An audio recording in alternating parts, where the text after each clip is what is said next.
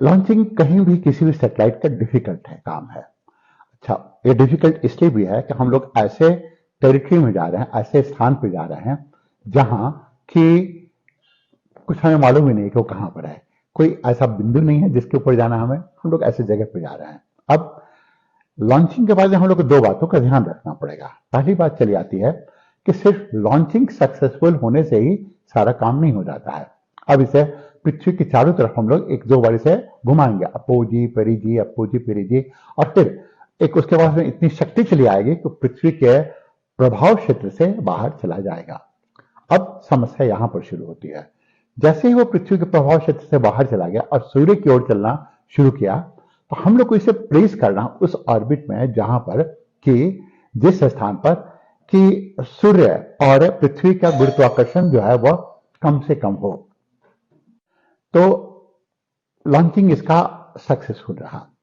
Successful का मतलब हो गया कि इसे हम लोग अपनी कक्षा में इंसर्ट कर देंगे। यह लॉन्चिंग पीएसएलवी हुआ है, पोलर सैटेलाइट लॉन्च व्हीकल से।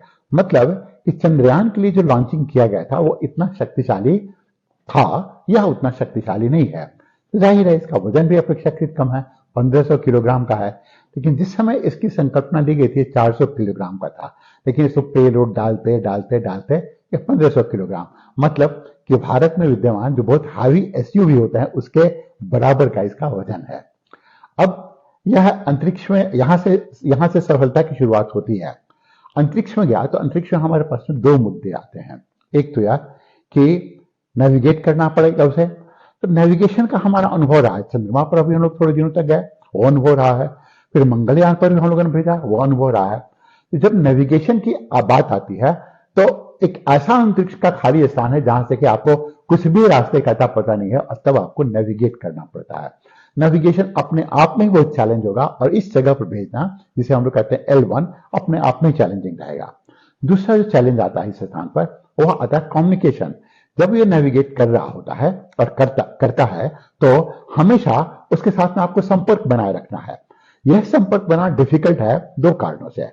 एक तो हमारे पास उतने सैटेलाइट नहीं है, तो हम लोगों ने क्या किया है, जापान से अच्छी खासी मदद ली है इस संदर्भ में, और वो हमारी मदद भी कर रहे हैं कि इसको हम लोग का कम्युनिकेशन बना रहे। अब ये दोनों चीजें चली आती हैं यहाँ पर, और कम्युनिकेशन करके हम लोग इसी कक्षा में अब इंसर्ट करेंगे। तो इंसर्ट जब करेंगे यहाँ पर तो वह L1 पॉइंट होगा। L1 पॉइंट का महत्व यही चला आता है कि उस स्थान पर जो ग्रेविटेशन फोर्स है और सैटेलाइट के सेंट्रीपिटल फोर्स है दोनों बैलेंस रह सकते, टंगा रह सकता है उस स्थान पर।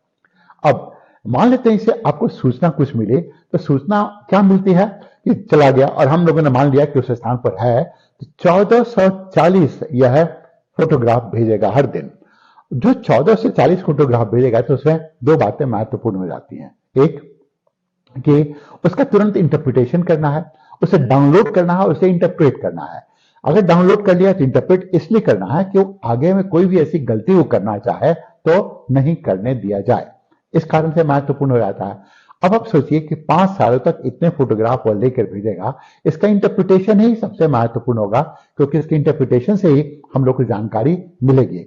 और ये इस इंटरप्रिटेशन को हम लोग मूल रूप से, इसके पास 5 पेलोड है, लेकिन एक है suit, solar, ultraviolet, imaging telescope. यह है जो मुख्य काम करेगा वह अल्ट्रा वायलेट किरणों के सहारे पूरे सूर्य को मैप करने का।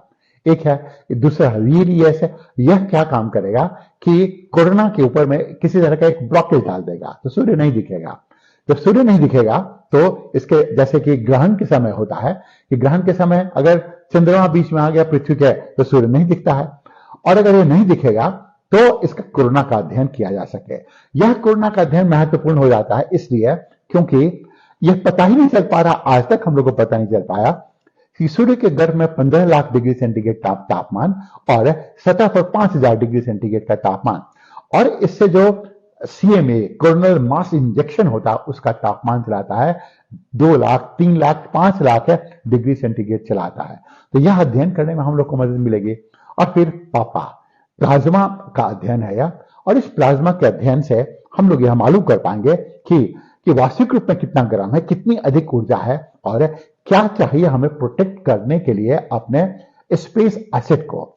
तो मूलतः अब यह काम करना शुरू करेगा स्पेस वेदर का, स्पेस के मौसम का, अंतरिक्ष के मौसम का।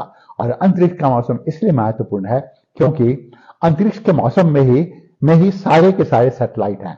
अब सैटेलाइट में सैटेलाइट में समस्या चली आती है, अगर मान लेते हैं इससे चार्ज पार्टिकल्स आए और एक में समस्या चली आती है और वह किसी भी तरीके से नष्ट हो जाता है, अपने मार्ग से भटक जाता है, आप कल्पना कर सकते हैं उसके बाद में हो सकता है सैटेलाइटों के टकराने की और स्पेस डेब्रिस की लड़ाई लड़ जाएगी। स्पेस फिर रहने लायक नहीं रह जाएगा, वो इतना खतरनाक स्थान हो जाएगा। तो इन सभी चीजों से निपटने के लिए, बचने के लिए, इसका प्रबंधन करने के लिए अब आदित्य L1 पूरी तरह से तैयार हो जा रहा है।